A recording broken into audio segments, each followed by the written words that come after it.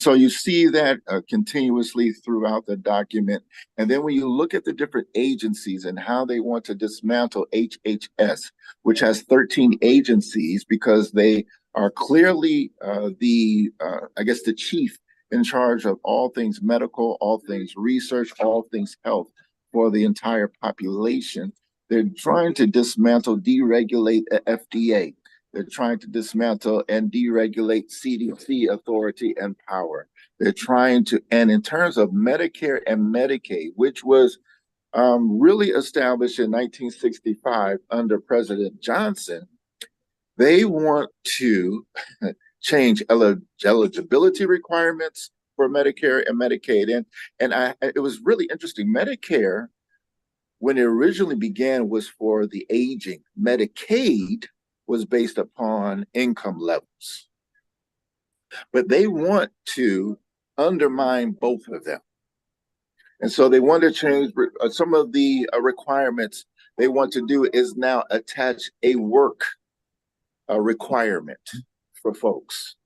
So you just, and he uses the word entitlement in a very derogatory way, that this is folks who are entitled to these things, but they ought to be paying into it. They want to attach private health insurance companies to Medicare and Medicaid, creating that competitive space as well. And so there's really some underlying things that they want to do. They want to defund states who receive monies from Medicaid who are practicing abortion. And so you see that again rising up in that conversation around abortion and reproductive rights.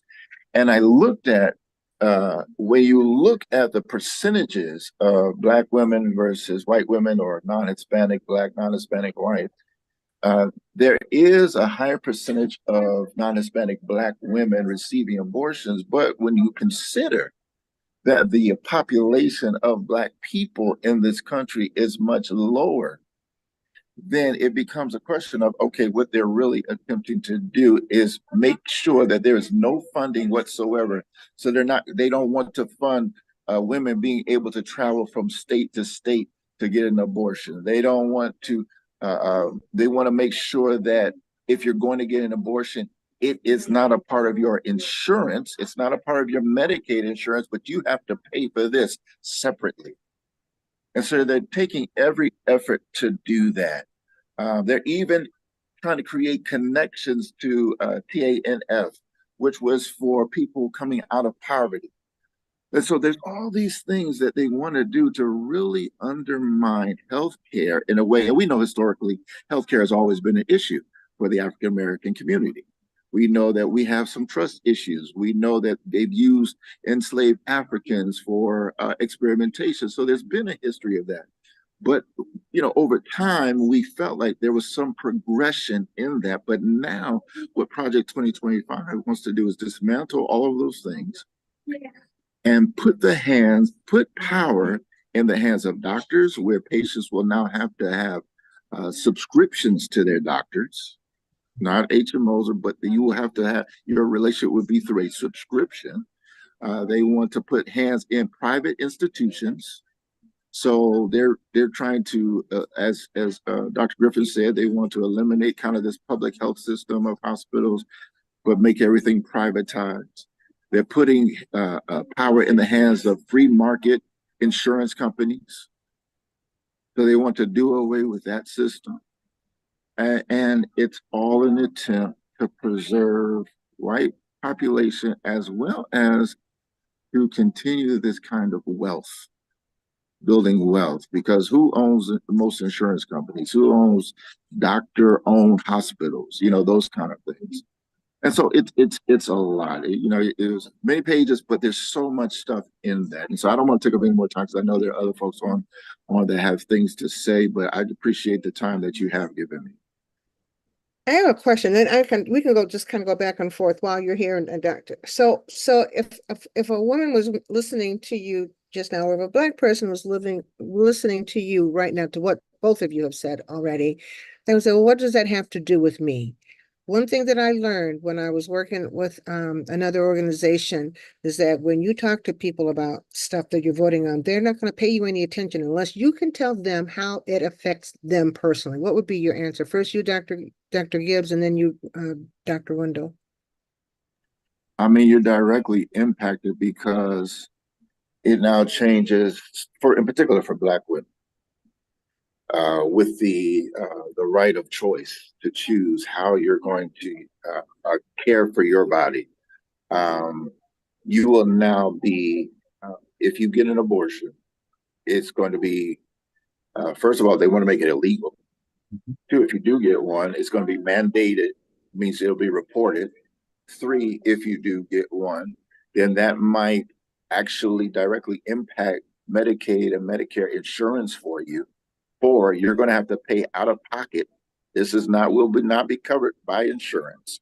If you're a man, what they want to do is center the family, mother, father, child. So as single parents, you will be penalized financially as well as medically if you are not in a quote unquote traditional nuclear family. And I also want to make the point that because Black people are people, tend to be people of faith, they're using a narrative, a biblical and theological narrative that sounds good. But when you do the research, it only justifies their own self-preservation. So it directly impacts what comes out of your pocket and the care that you will receive.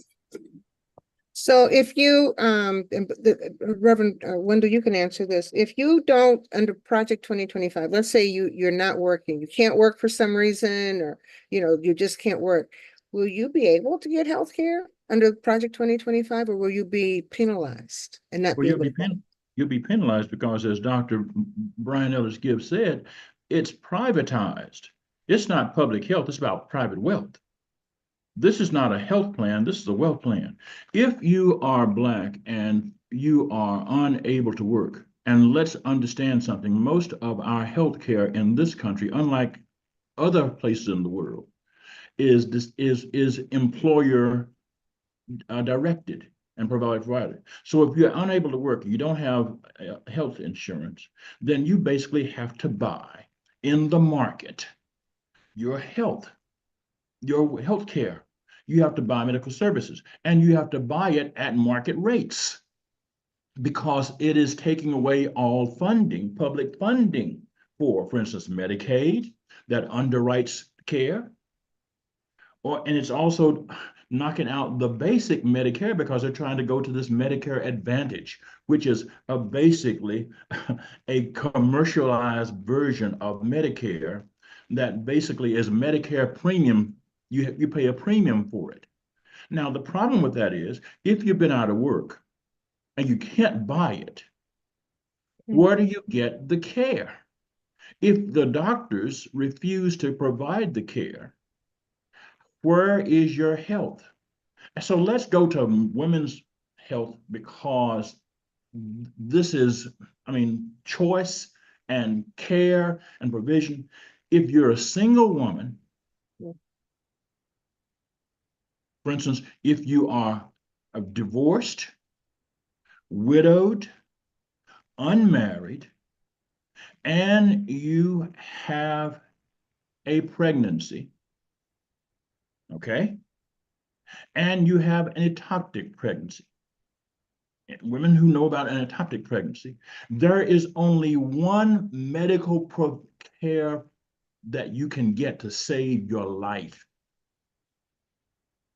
It is called an abortion. It's not a prayer meeting. It's not a Bible study. It's an abortion. Abortion is a medical procedure. And the only way the woman can live is she get an abortion. But Project 2025 basically says nationwide, there will be no abortions. As a matter of fact, to make sure there's no abortions, it requires every medical facility to document every miscarriage, every abortion, and it penalizes those medical facilities that don't do so. Now, if you got to get an abortion, how do you get one if the doctors don't provide it? If you got to get an abortion and it isn't paid for under your health insurance, how do you get it? If you've been out of work, how do you afford it? And if it's not allowed in the country, where do you go to get it? And that's what people are not thinking about. I mean, And this is, if you are a woman, this is not a hypothetical situation. I am from Arkansas. Black maternal health in Arkansas is some of the worst in the country. Black infant mortality is some of the highest in the country. And I'm going to have to say it. We are a so-called red state. And so we have people who are voting against their own interests. And most of the folks who are needing this care are not Black folks now. Okay? So right. white folks, poor white folks need this care, but they have bought in, they are drinking the Kool-Aid. Right. We Black folks, people of color, cannot afford to drink this Kool-Aid because Let me, it is not a Kool-Aid. This is Killer-Aid. yes, yeah, it's poison. It absolutely is. It's political poison. Let me go back for a second to something that Reverend Gibbs said. You said this is not a theological argument. It's not the what narrative? You said it's not a theological narrative. It's something else. What? How would you define it? No, they use, so I'll give you the example of the family, which they are really, you see that throughout also. That's kind of education around family is a father, a mother, and a child. And that's it. And That's all. so it is. And so they are saying that this is what God has done. This is the moral and ethical means of what a family looks like. Not taking into consideration that Jesus was born of a woman who had not yet gotten married. She was engaged, but she was not yet married. But they are slightly weaving in this kind of evangelical, well, I would say white evangelical interpretation of biblical texts from and misrepresenting what actually is to justify this Project 2025. And they do that throughout. And you see, and we haven't even talked about gender identification. Right. Yeah. Because they want to do away with gender identification altogether. They want to do away with research around gender identity. They want to do away with research around sex surgeries. They want to do away with anything of that nature. What they want to create is a nation where it is mother, father, child. If that does not fit the bill, then you will be, as Reverend Griffen said, as Dr. Griffen said, you will be penalized. So in black and white terms, if you're a single mom and you are lucky enough to be able to have the baby, you don't have any complications and you have the baby, theoretically your baby would not be eligible for health care because for any number of reasons, maybe because you're not working, maybe because what? It was interesting as I read that what they want to do is they want to hold the fathers responsible somehow. It's really kind of convoluted in certain areas. So they want to use the father's income to somehow give the child more child support, which means that they want to make sure that the father is working. Now, if the father is unable to work and cannot do that, then that becomes an issue because they are really want to demand that fathers are working and fathers are being present, which isn't so negative. But see, the whole other thing is we're dealing with a system that created poverty and sustains it. Yes. And we don't talk about that. All of these things are as if there is no system of poverty. And there is. Yes. And there is nothing there that is really dismantling a system of poverty, because if you still have poverty, then people are already in position to fail all of the measurements that Project 2025 would be put in place. Absolutely. And that's so important. And I want for the people who are listening to understand that what they are defining as family is a man, a woman, and children. Not two women, not two men, but a man and a woman and child. They call those other things, they call it pornography. And that's a whole different conversation, but it's in there as pornography. So please understand that. Judge Griffen, I have a question. Several Republican states, including Idaho, Missouri, South Dakota, maybe Arkansas, I'm not sure, are already making plans to restructure Medicaid. Is that happening in Arkansas? Yes, they're trying to restructure Medicaid. They are trying to add more requirements to Medicaid. Reverend Gibbs mentioned that they're putting a work requirement in order for you to get Medicaid. These are not, and this is unbiblical. Let me just put it blunt. This is not biblical, whether they're talking about families, because please remember, if you read the first chapter of Matthew, you read the genealogy of Jesus,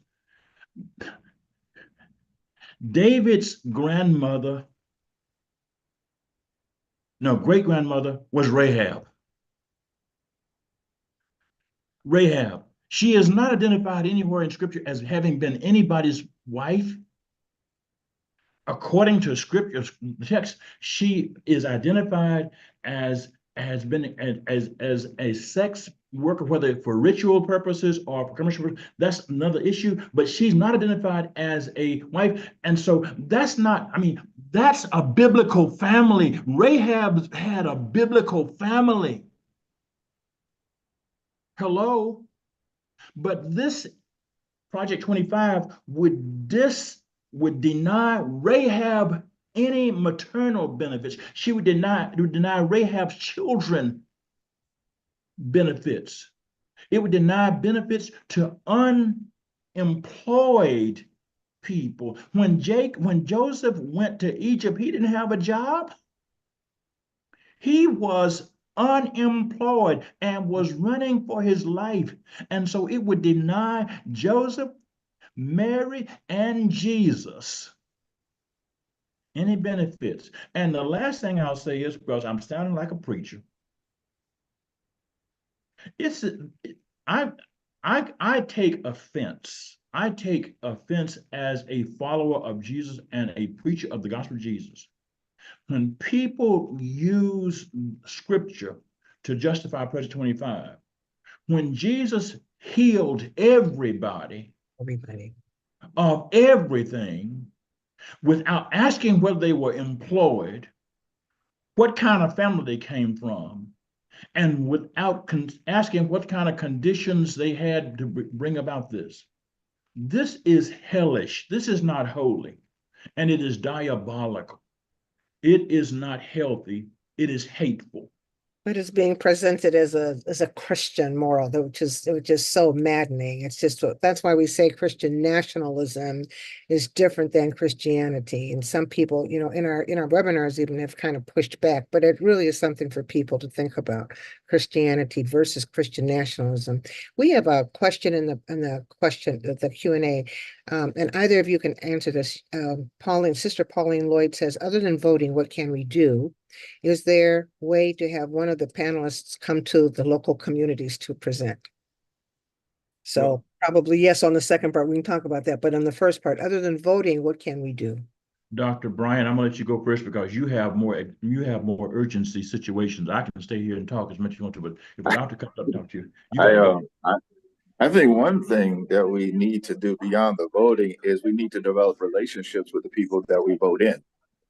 We need to have relationships with our elected officials on the local level.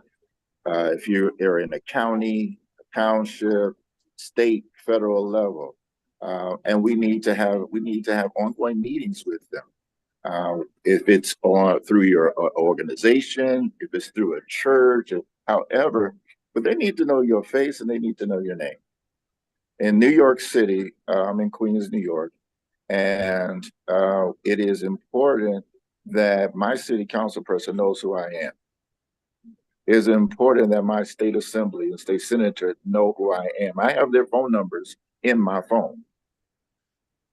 And I think what that does is it positions us, then when we have those relationships, when we are advocating, then it positions us to have, through those relationships, to have a louder voice and a stronger voice, because they know the relationships and they know the work that we do.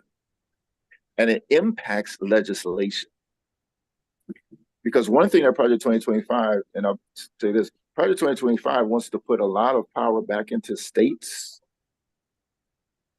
So if by chance that were to happen, we need to be in a position where we know folks and we can call up our senator and say, this is such and such, this is what needs to happen. So I think developing a relationship with the elected officials is so key.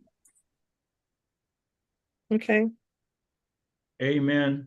Amen. If I would add also, we have to remember that if you want to run fast, you can run alone. If you want to run strong, you got to have a team. You got to have collaborations. And that means we have to collaborate with folks outside our church group, outside our faith group, because this issue, Project 25, cuts across sectarian lines, cuts across biblical lines, it cuts across theological lines. This is anti-human, anti-health. And so I cannot say, I'm just going to talk to folks who go to my church or sing like I do, or pray like I do, or look like I do. We have to have collaborations. And so we have to collaborate with the LGBTQ community, because these Project 25 issues on health and human services are not only attacking women, attacking women of color, they're attacking LGBTQ people especially. This is anti-diversity, it's anti-LGBTQ. And if we are not careful, we'll find out that we will have said, okay, because I didn't talk to these people, I didn't have the power to get the people who are making votes, understanding that this is not just the Black folks, it's a lot of folks. Dr. King understood this because that was what he was working on when he was killed. A cross-racial, cross-cultural kind of team. We have to do that. Lastly, I'll say we have to understand that the people that make these decisions also are deciding it against doctors. There are some doctors who really are up in arms about some of this. I've got physicians in our congregation. I got a white physician in our congregation who is outraged about Project 2025.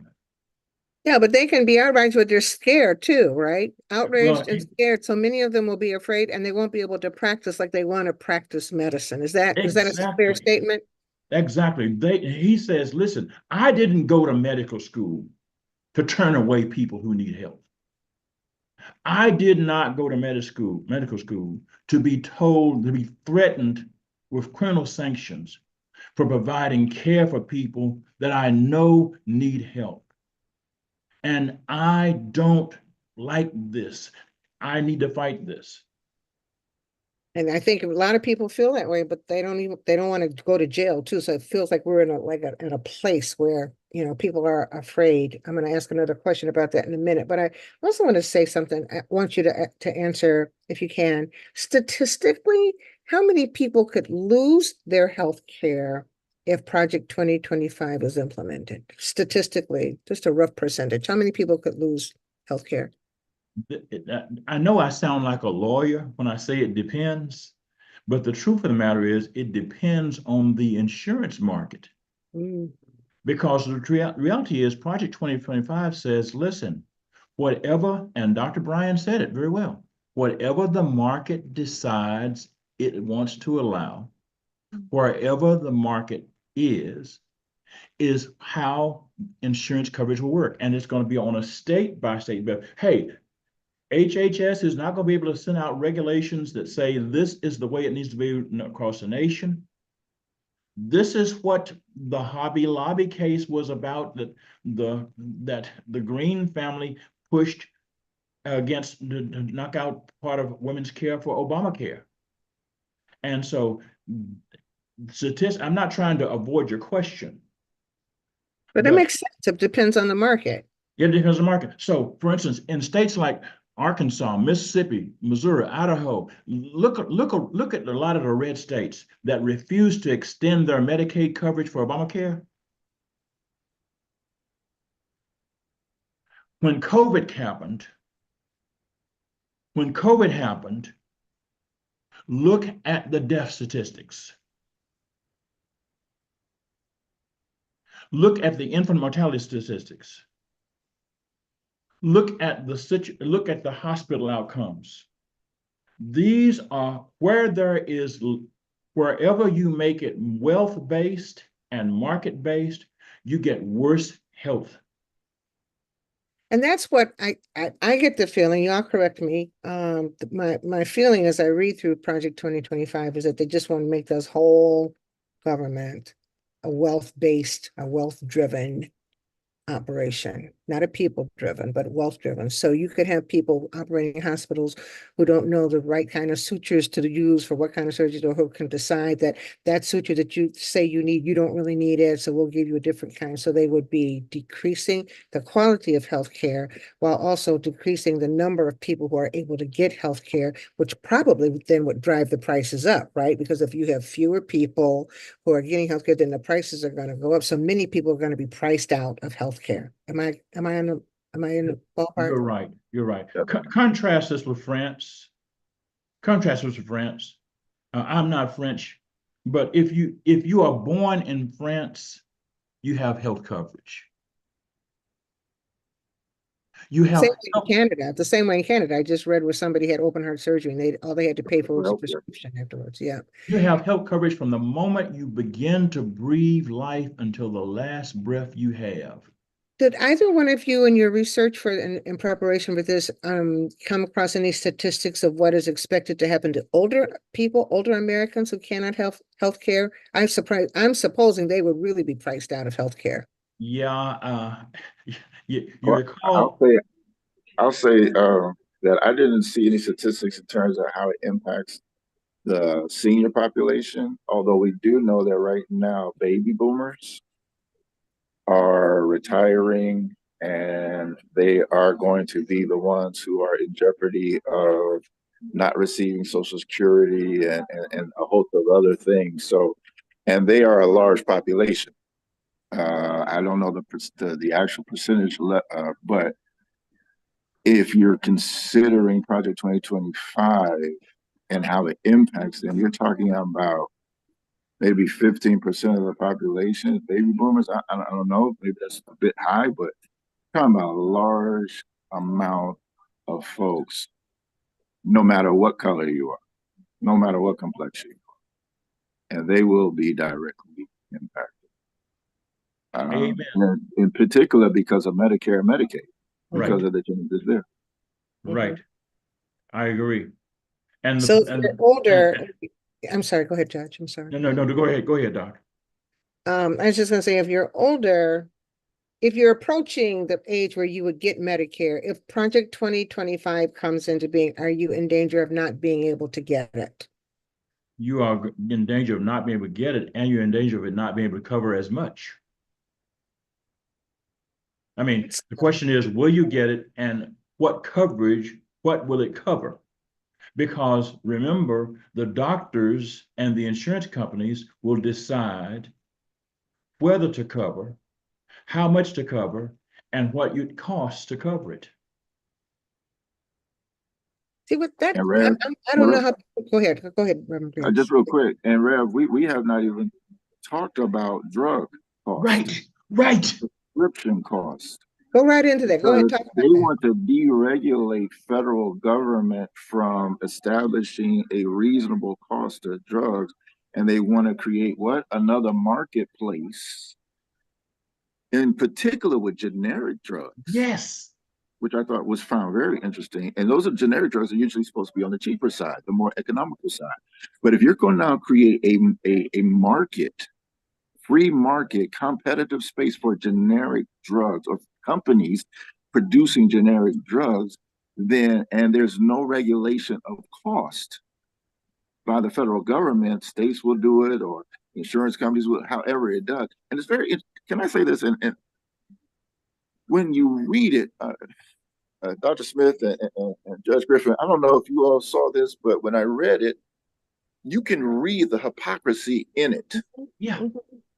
They would say one thing, and then you read in a few more lines. It's like, wait a minute, didn't you just say that you didn't want this to happen? You want free market enterprise. You want competitive pricing. You want people, insurance companies, and all these. But at the same time, you want to deregulate certain things, but you want other things to be regulated. And it's kind of like, well, what exactly is going on here? So it's convoluted in so many aspects of it. And, on just a funny note, I just thought, maybe they were confused while they were writing it. And they really didn't know what they were talking about, because you say one thing, you say, we want to maintain the integrity and the freedom of people to choose the best health care they have, to choose the best doctors they can. But at the same time, you're creating a space where it will be unaffordable to do so. Hypocrisy is the word. Hypocrisy is the word. And I don't think that we need to sugarcoat this. One other thing that we need to work on, people can do. Tell the doggone religious folks who are white and evangelical, stay out of your face. And tell them to get thee behind me. Tell them where to go, and tell them they are hypocrites because they are not followers of Jesus. Write op-eds, go on TV shows, go on radio, and tell folks, listen, when they show up and say the politicians show up and say they want to run for office, and they've been endorsed by these so-called religious right folks, and say, excuse me, you just now have talked your way out of votes. No more talking here. Deny them a forum, because these folks need to believe they have Black and brown folks co-signing on their mess.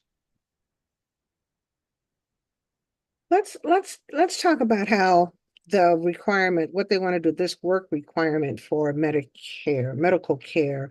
Research shows that mandating work requirements only fuels racial inequality. This whole thing is based around race, y'all. It's just really a racist document, in my own opinion.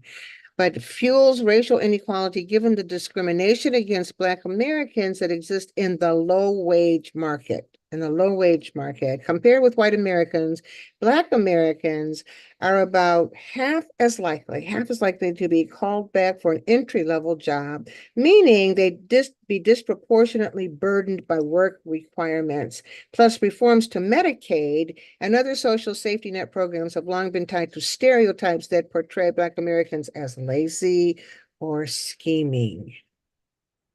How's that going to magnify under this Project 2025? How's that going to magnify? We need to remember something, that when Black people were fully employed as enslaved people, we got no health care.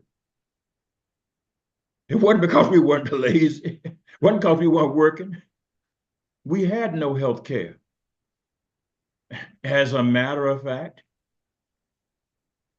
the idea of this work requirement is basically saying, we are going to require you to accept whatever job we offer, paying you however little we choose, as a condition for you to get any health care we let you have.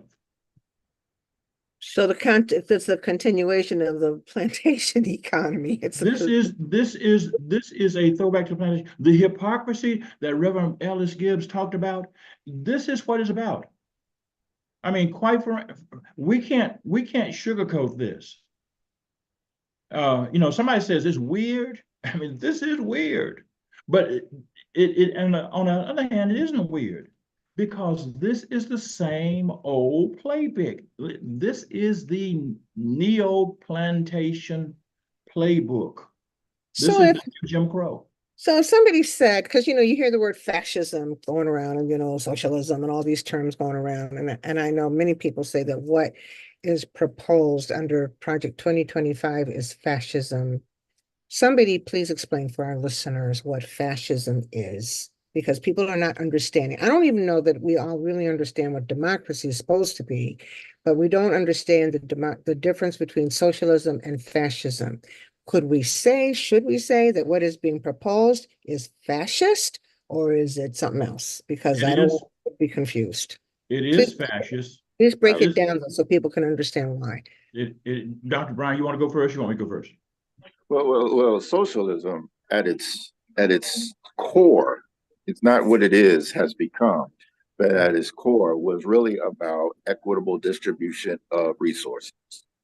Now, it has become something other than that, of course, but at its core, fascism is more about, I would say, and correct me if I'm wrong, Judge, it's really more about loyalty and honor to a system. So when I have extreme beliefs about something, when I am devoted to a dictator, whether he or she is just or unjust, then that's fascism. When I am buying into something that is racist and and unethical and immoral, but because the leader says it's right, that's fascism. That's different than socialism. And let me say that some of my research, the whole universal healthcare or healthcare for the entire nation is not something new. Truman tried to put it in place and got beat down for it. And it didn't happen. Johnson did something, but even with that, in the 80s, as I read, they had to establish an Office of Minority Health because the Health of Human Services still wasn't doing right. Right.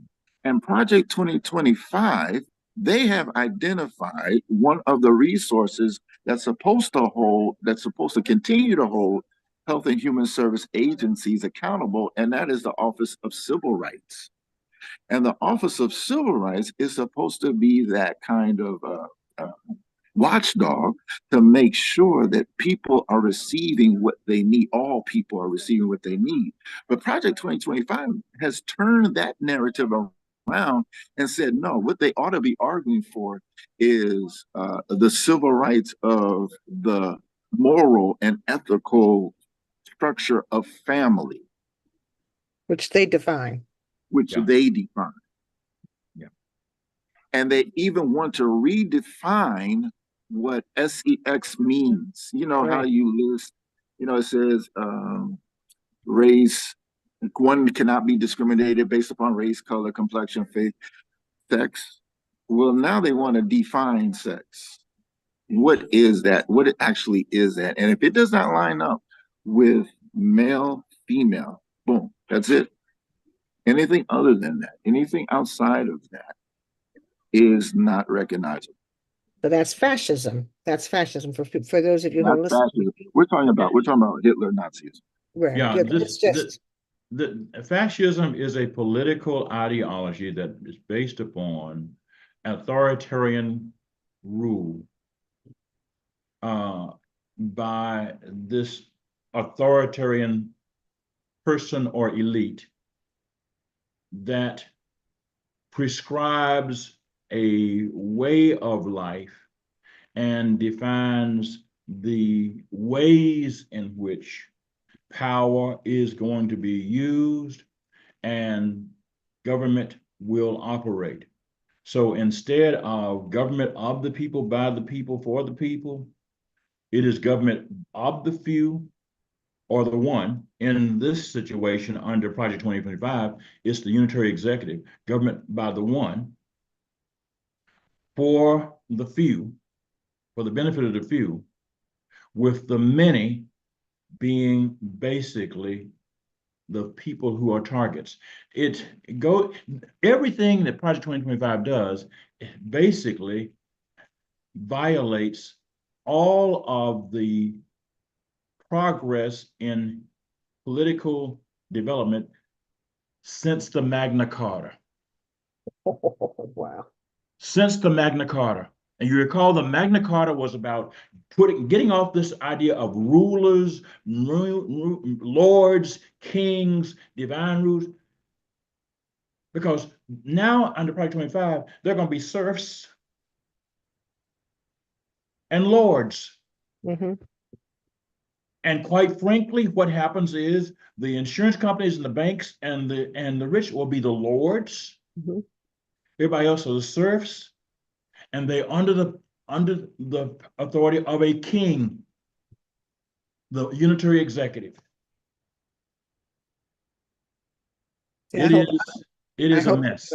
I hope people are listening, because I think a lot of people, especially when I talk to Black people, they say, "Oh, you being special, you being extra." I say, "I'm not trying to be extra. I'm just trying to tell you that there's a lot at stake, and that if you value the health care that you got, some people didn't have health care before the Affordable Care Act was passed, and they got health care. You know, if you can pay for your medicine, right? Even now, it's still difficult to do that.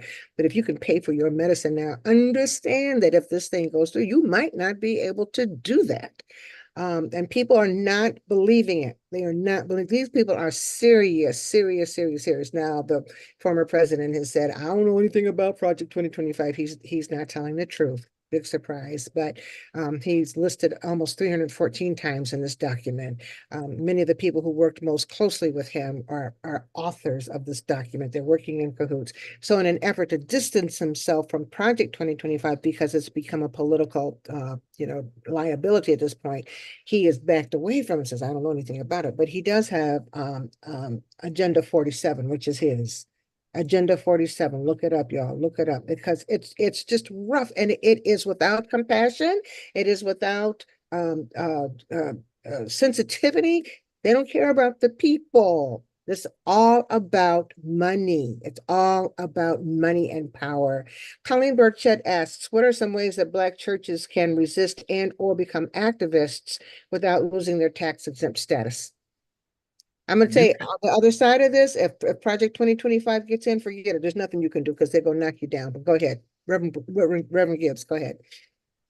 I mean, there's some things that you can do without losing your 501c3 status. 501c3 status is really talking about how you advocate and ask.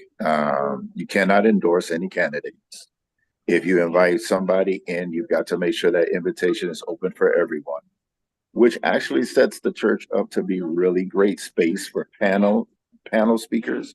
It's a great space for you to invite electeds in, to have those tough conversations, to ask those questions to them, to hold them accountable. You can do voter education and voter engagement. But again, it's around endorsement, and it's also around, we cannot, as a church body, ask for specific legislation kind of things, but we can support advocacy in meeting with our elected officials. I am a part of an organization called Faith in New York, which is a part of a larger organization called Faith in Action. It used to be called PICO.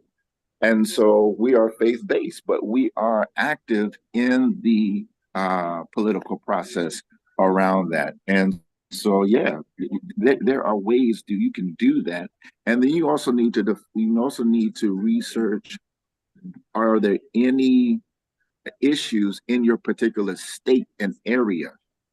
Because sometimes they'll catch you with that. You've got to know the state laws around what churches can and cannot do as well. Great answer. I don't have a thing I can add to it. Great answer. Thank you. Okay. One of the other things that's a big part, and we've already kind of hit on it in part in terms of health and human services, is what happens to the LGBTQIA community. They get screwed big time. Anybody want to delve into that? Bigotry is legalized. Bigotry is politicized. Bigotry is commercialized, because basically the money is going to flow toward those who are the discriminators in chief against people who are LGBTQI. If you are, and let me just say this, there are two men in our congregation who have been together longer than my wife and I have been married. We've been married 49 years. If they had, first of all, for most of their time together, they couldn't get married. There was a time, but there was a time when if one of them got sick, the other one could not be with them in the hospital, even if they're having surgery. Under Project 2025,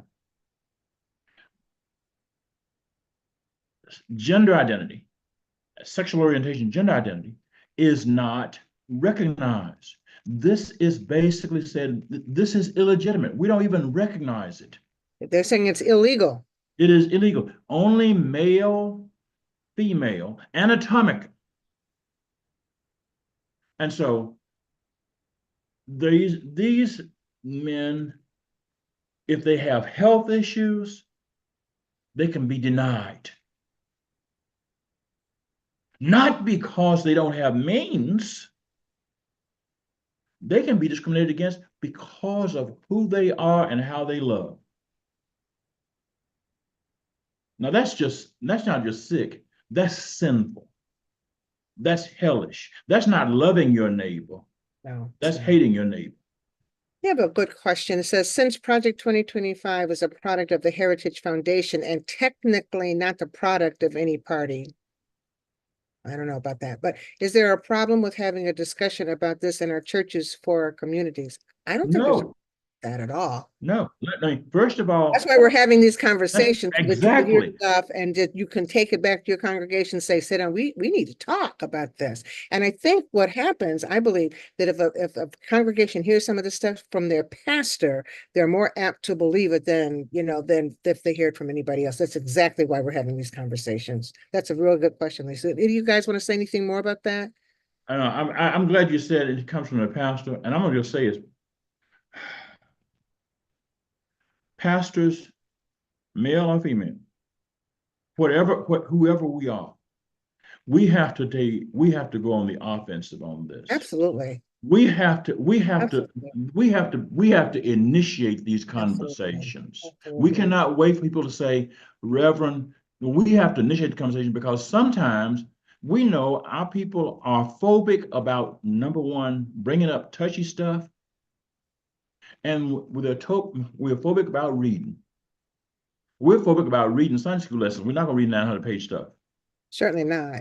And the other thing is that we are bound by, in our churches, I think all churches, white churches, black churches, we are bound by bad theology. You know, so we have to, be able to push, the pastor can push through that with his or her congregation a little bit easier than somebody else, but you absolutely have to have these conversations and talk about, because they're going to talk about Jesus, and that's good, but just talk about it and let people know that there's no danger to your salvation. And I say that like that because some pastors will say that if, and have said historically, that if you are for civil rights and you're endangering your salvation, you got to debunk all of that. And you've got to say, as Christians, as children of God, we have an obligation to know what's being done that will work against the precepts of Jesus, that will keep us from being compassionate and keep us from loving our neighbors as ourselves, that will set us against each other. That is our obligation. So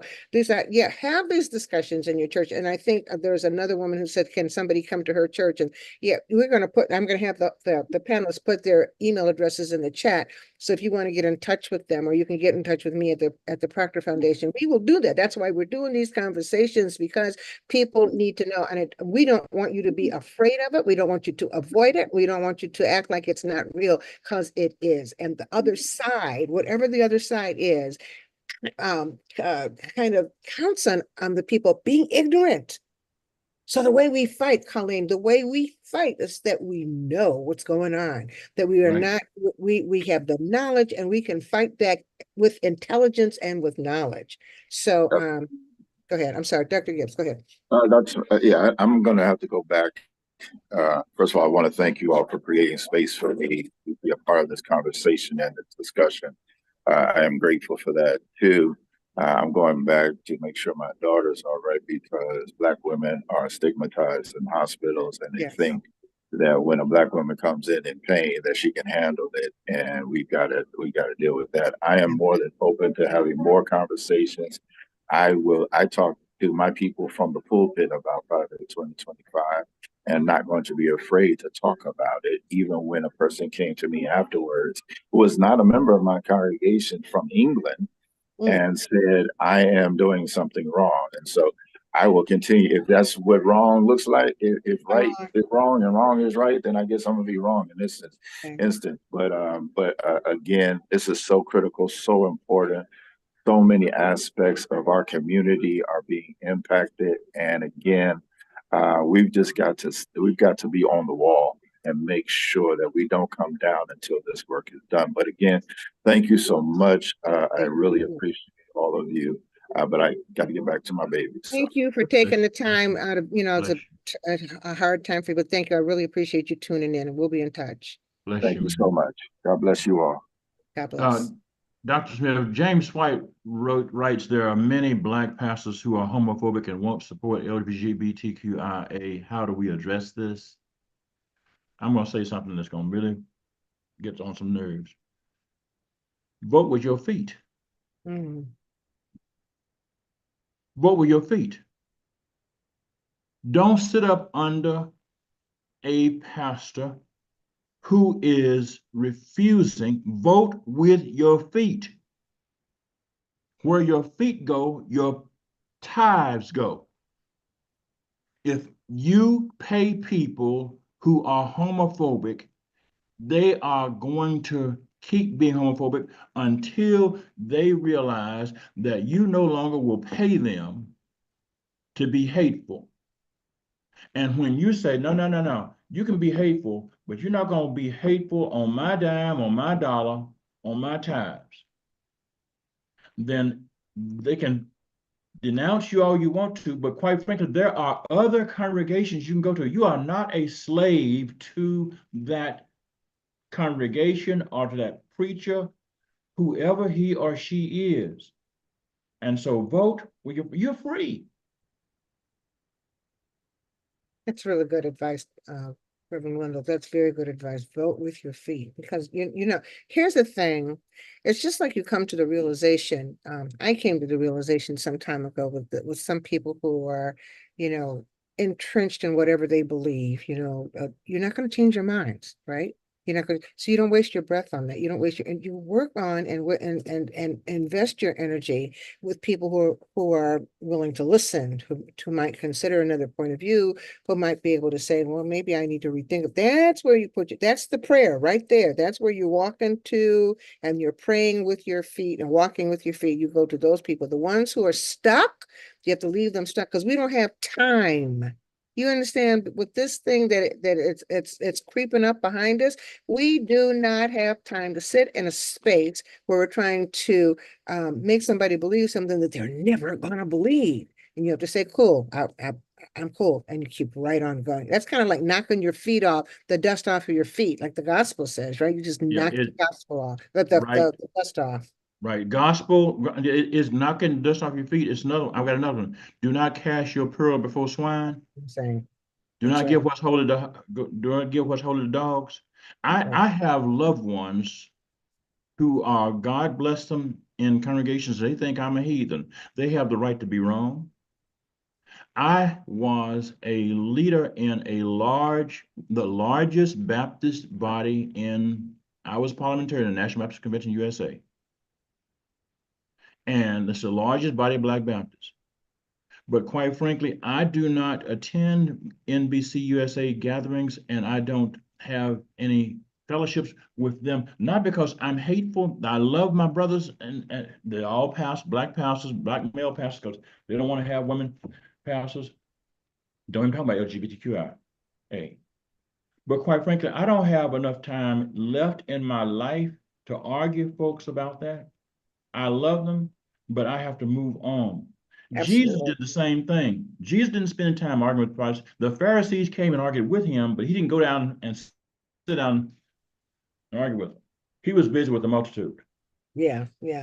So let me just also put out for you guys, and I think we put it in the chat that you could look up for Agenda 47, which is the former president's personal thing, since he wants to distance himself from Project 2025. But in his Agenda 47, read you a couple of things that he's proposing. He is himself.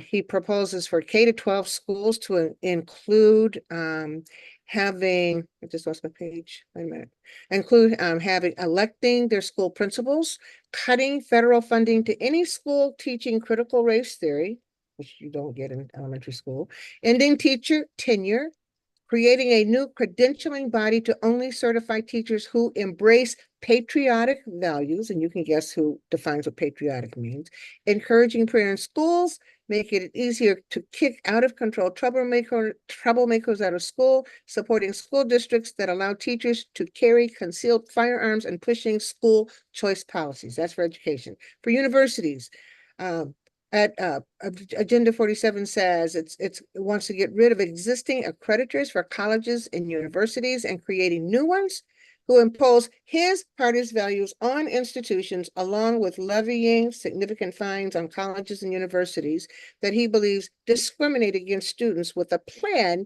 to use those fines to create free online American academies that cover the full spectrum of human knowledge and skills. And I just do one more. For the Justice Department, Agenda 47 pledges to appoint 100 U.S. attorneys who would be aligned with the president's policies and investigate some left-leaning local district attorneys, also pledging to establish a DOJ, Department of Justice task force protecting the right to self-defense and fight purported anti-conservative bias at law schools and law firms. That's just some of what Agenda 27 is proposing. It is scary, scary stuff. Somebody asked, will a transcript of these truths be made available to access? We will have a transcript, I think, Julie, correct me if I'm wrong. I know we will have the video, which will be accessible to you. We also have a toolkit that's coming out this week that you'll be able to get some information from. But any other information that we have that's not in this tape, you can ask us for it, and we'll send you the information that we have. So we want you to have as much information as possible, because otherwise we get bogged down. We get bogged down. But please, and I'm kind of winding this up. I'm going to ask Judge Griffen to give me a closing statement in a minute. I'm kind of winding this down because we're close to time. But what I really want us to do, I just want you to walk away from here wondering, if I didn't have my health care, what would I do? If my mama didn't have her health care, if my mama couldn't get her health care, what would I do? How would I feel if my daughter or my granddaughter was having a baby and couldn't get an abortion that she needed to save her life, and she was left to die? I need for you to ask yourself those hard questions. What would I do if my mama, who's like 80 years old and she's had a stroke and she needs, some care, she can't get any care because now, because she's had the stroke, they'll call it a pre-existing condition and she can't get care. I want us to think about all of that. Think about it and get as much knowledge about that as we can, so that we'll be informed and we can have conversations with other people about it, because people don't know and they think we're being hyperbolic, and we are not. It's what's going on now, magnified 1,000 times. So I'm saying, if there's injustice in the healthcare system now, magnified 1,000 times. Judge Griffen, give me a closing statement. I hope, and first of all, thank you very much, Dr. Smith, for moderating these critical conversations. And thank you, Proctor team, for making this forum available for all of us. I want to do three things. First of all, that's the preacher of three things. First of all, let me ask people to support Proctor Conference, because this is the conference that's making this available. Tell people about this, but also get involved with Proctor.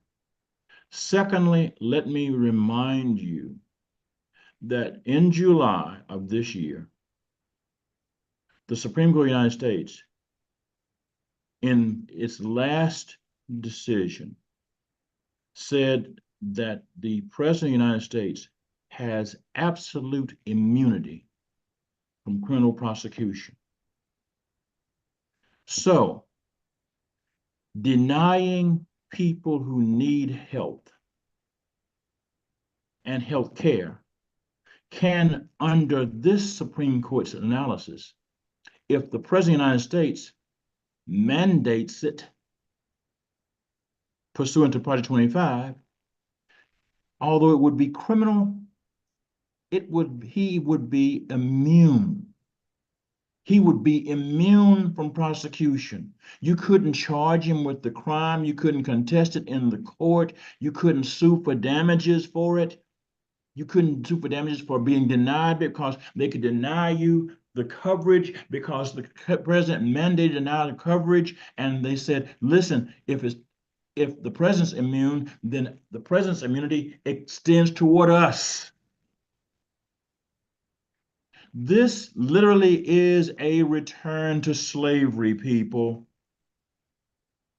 Please do not think this is a joke. This is a return to slavery. You get the benefits you can buy,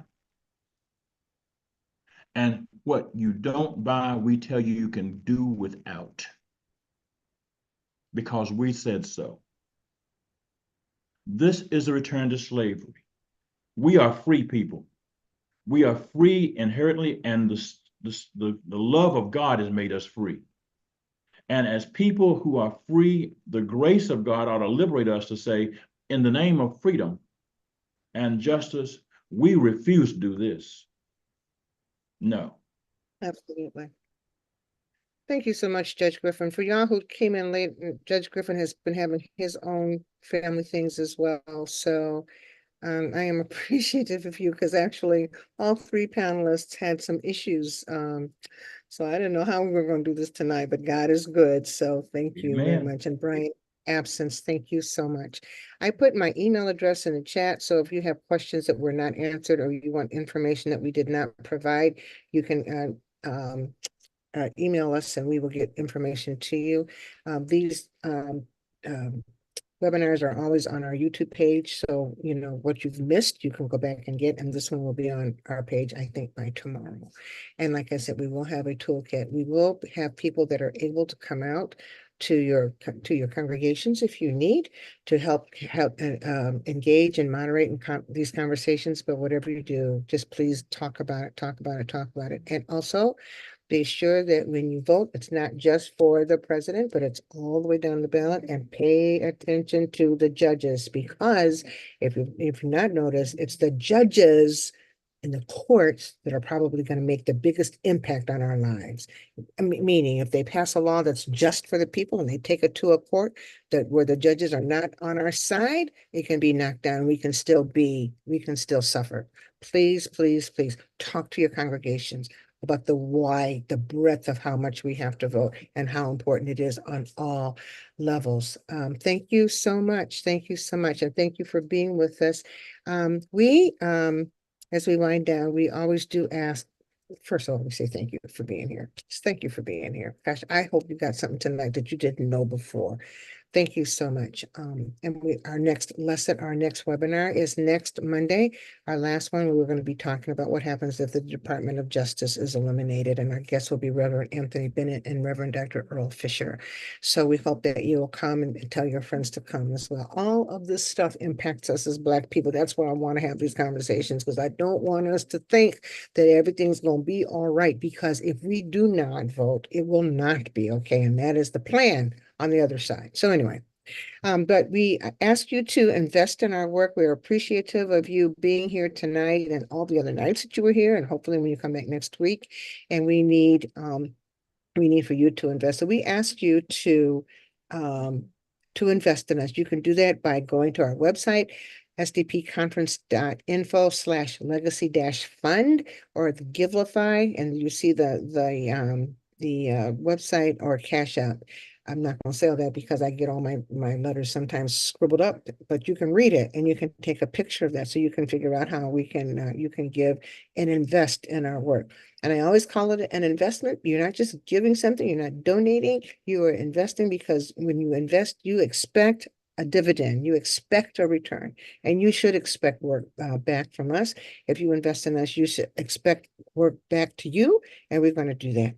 The other thing that we want to encourage you to put on your calendar is our conference. We're going to be in Little Rock, Arkansas, where Judge Griffen lives. It's going to be on February 20th. I don't want to put the wrong dates, but it's going to be February 22 through the 25th. I think they're going to put the slide up in a minute, so I make sure I'm not saying the wrong date. Am I doing it? I was wrong. February 16th through February 20th in Little Rock, Arkansas. Thank you so much, Julie. And you can register now. Registration is going on right now. If you register, the earlier you register, the better your prices. And we always promise to have really good educational sessions and things that will help edify you and us for this journey. So I'm going to now ask Reverend Damien, or if you are around, if you would like to come on and say anything, Reverend Damien Durr. No, I don't have any. Uh-oh. Okay, no, I don't have anything to say. I think you all have covered all the bases again. Thank the Proctor team. Thank you, Reverend Sue, Reverend Marcus. Thank you, Judge Griffen, and thank Dr. Brian for his willingness to even join while he was in the emergency room. So again, we thank all of you who have tuned in with us, and we look forward to seeing you again next Monday night. Thank you, Reverend Sue, for your leadership. Absolutely. Thank you, all of you. Thank you. I got a text this morning, 2:30 in the morning from the judge. I said, oh my goodness, oh, help me, Lord. So I'm so glad that you were able to come in. So thank you all for being here. Please spread the word. Please spread the word. And if you have learned anything tonight that you didn't know before, talk about it and tell people to go to project2025.org. There's a whole great big website. You can go into that website and you can see the whole document. You don't have to read all 900 pages. You can pick a chapter and pick what you want to read and what you want to accent. But please let people know that we are not being hyperbolic. This is very real, and there's a lot at stake for all of us. So with that being said, thank you, Dr. Griffen. See, I call you judge, I call you reverend, I call you doctor. So thank you, all of those titles. Thank you so much. And thank all of you, and we'll see you next week. Have a good evening. Take good care. Bye-bye. Good night. Be well.